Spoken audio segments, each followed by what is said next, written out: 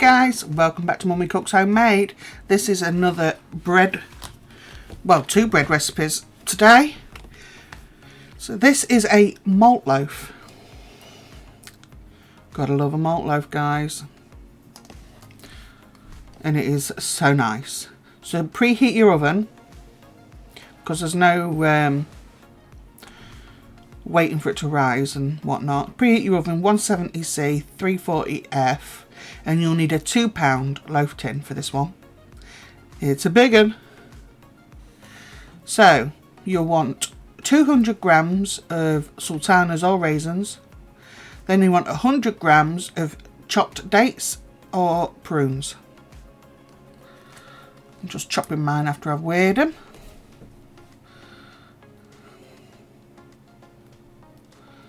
And what you're going to do is stick your favourite tea bag in there, or you can use an Earl Grey tea bag, whatever. And you want 150 mils of freshly boiled water. And you're going to leave it to steep for about 10 to 15 minutes.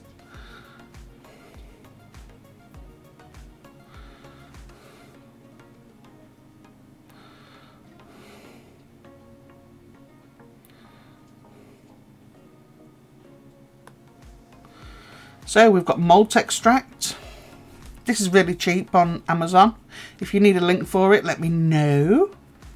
So you want 150 grams of malt extract.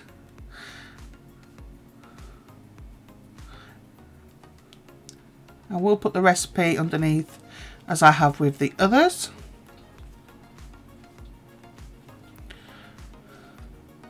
Then you need 100 grams of molasses sugar or dark brown sugar.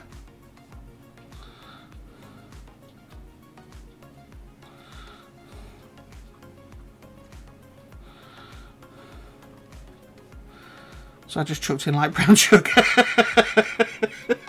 I have got some dark brown actually, but this was open so I used it. At this point, after it's been steeping, it's cooled down quite a lot. So don't worry, because you need to add in now 2 eggs. But after you took your tea bag out.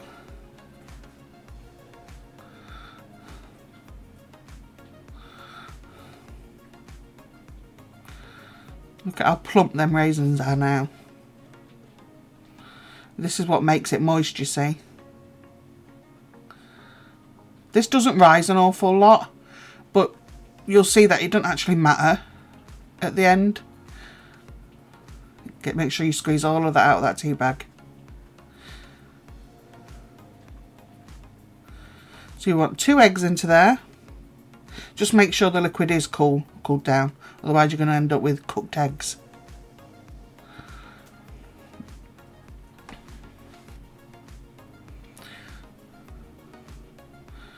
Be nice and gentle like I just was, and stab your eggs. I got the white bits, although it says that if you've got the white bit attached to your yolk, it's a sign of a fresh egg or something. But yeah, it was driving me batty. I could see it. I ended up pulling it out in a minute.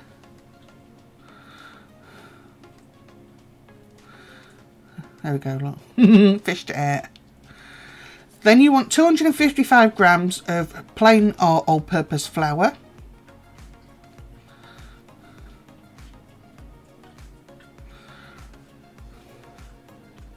Half a teaspoon, of bicarb, and 1 teaspoon of baking powder, which he didn't show me putting in, but it's there. And just mix it up. And Bob's your uncle.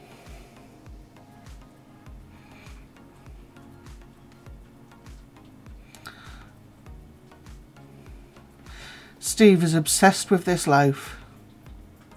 I've done his Nana's date and walnut. That's already done, by the way, guys, if you want that. I've done his Nana's date and walnut loaf for years, and he said he prefers this. So, but I won't be making it that often.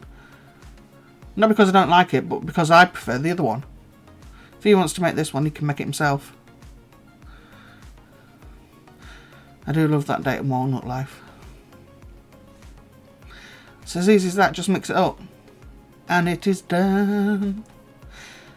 You can brush when it's finished in the oven. You can brush on 3 tablespoons of malt extract that you used in the recipe, but I didn't do that.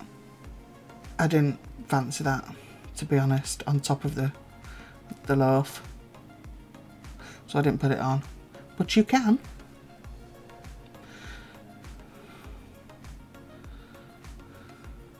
What you're going to do is bake this for an hour at the temperature I give you until it's risen and feels firm to the touch.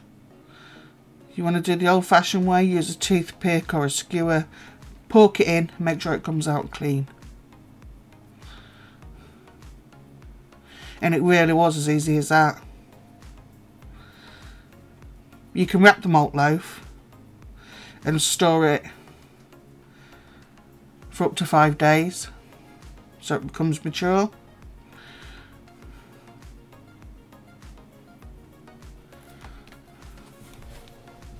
You can toast this, by the way. You can toast this and butter it.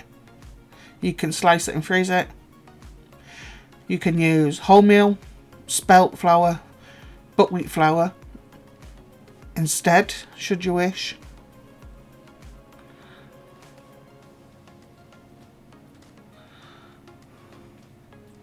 It's a very versatile recipe.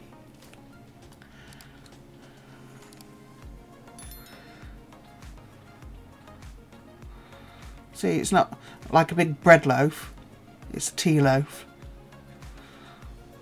basically, but it's good. Very moist.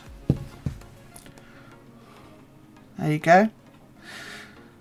You can see the butter's melting there because Steve couldn't help himself and had to attack it before it had cooled down.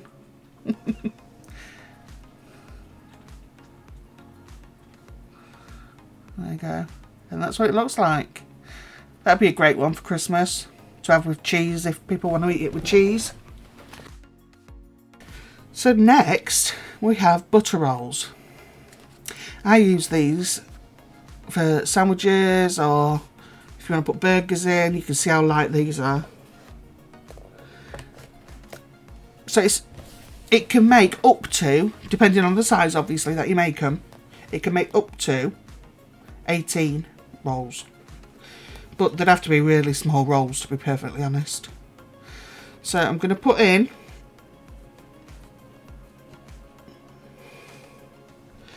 500 grams of strong white bread flour, 2 eggs lightly beaten,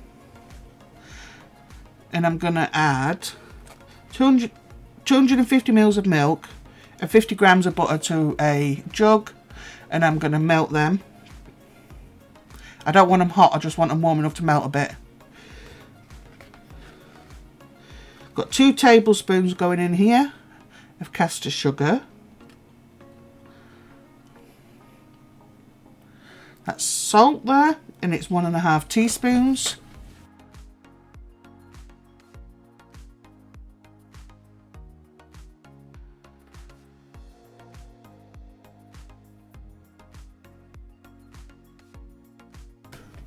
The yeast is 2 teaspoons, and the butter and the milk you're going to pour in.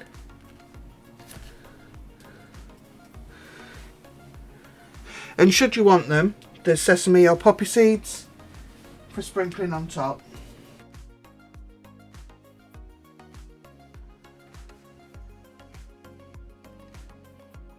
So put it into your bread machine on the dough cycle, which is on my number 8, and let that do all the work. Just going to mix it and look at how much it rose. Rizzes? It rose. So I'm just going to put some flour down and shape them into the rolls.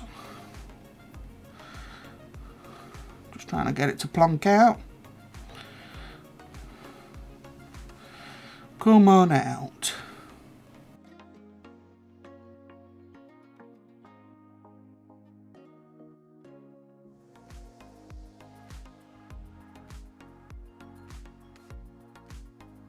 That's the best way to get flour out that's stuck in there. Stick some flour out. I just realised what I said. Dough out is to put... Oh my god. Just butter your fingers up and put your hand in and pull it out. I don't know what my brain's doing this morning. I tell you. I could never be one of them TV chefs. Ugh. If you've got dough stuck in your bread pan, stick some flour on your hand and that will help you to take it out. There we go. I can't for the life of me shape bread. Absolutely useless. But I do give it a go. It's not the prettiest, but I do give it a go.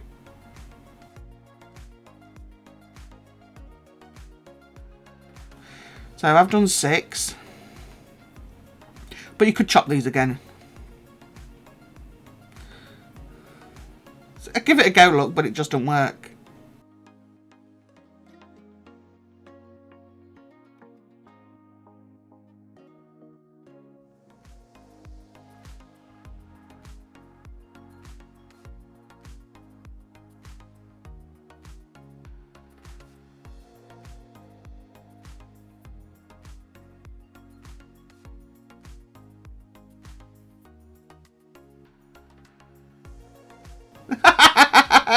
I've got to laugh at myself, it's so funny. I do keep trying.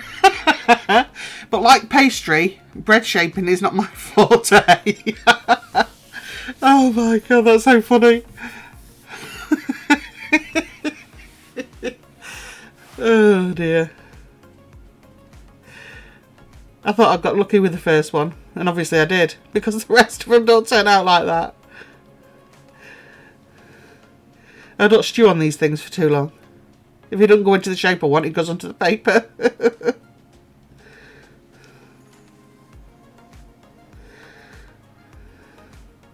I watch these women who make bread and they've got one in each hand and they're just rolling it out and it's like, oh my word. I can do that. Obviously, I can't do that. I made the mistake of putting this in a round circle. I would suggest using a rectangle tin for these. Because mine were, by the time they'd risen and come out again, there was various shapes.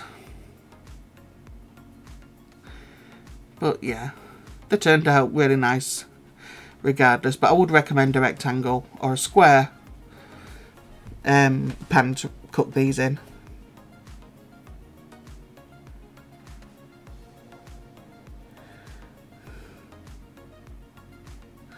Well, that one wasn't too bad, look.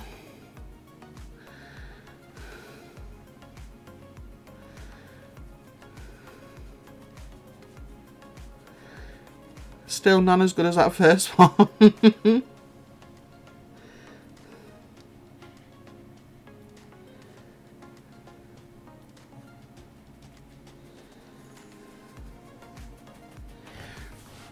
So you want to leave these, cover them and leave them until they've doubled in size. Preheat an oven to 200°C or gas 6. Brush the tops of the rolls with beaten egg.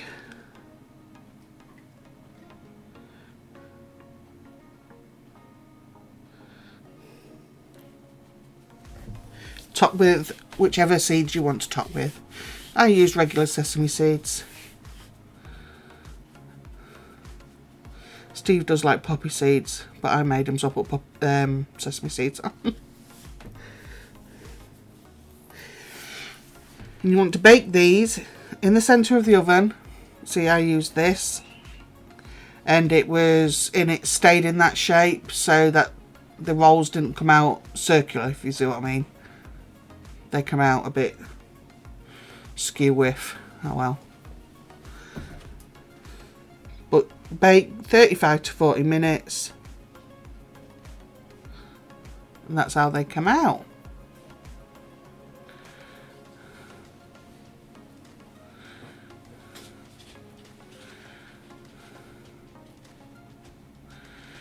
The benefits of using that paper, look.